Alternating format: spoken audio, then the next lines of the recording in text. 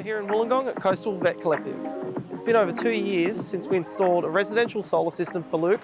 Luke was so happy with the system that we put on his home, he decided to put a 33 kilowatt system here at the vet.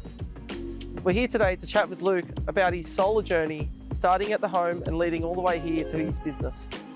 Well, started my dad used AG Solar for his home first, and then when I was looking to put more panels on my roof, he said, give you guys a call because he did a good job. We got more panels put on, and that's really brought down our power bills at home. Starting a new business, I knew that electricity was going to be one of our biggest expenses, and we operate throughout the day and aren't here at night, so it was a no-brainer for us to sort of think, well, let's get some solar in to, we're open when the sun's shining, so let's get the panels in. We had bills when the builders were in, and they were already quite high, and they were using less than we're going to use as the business. And then we were able to sort of see the solar was put in just before they left, and saw a big drop off there. And we've got very small bills at the moment. I was able to monitor what was getting produced and what we were using, and I think we used 50 in a day and 40 we made ourselves, which was great, and we exported a lot to the grid, so it didn't cost us much at all to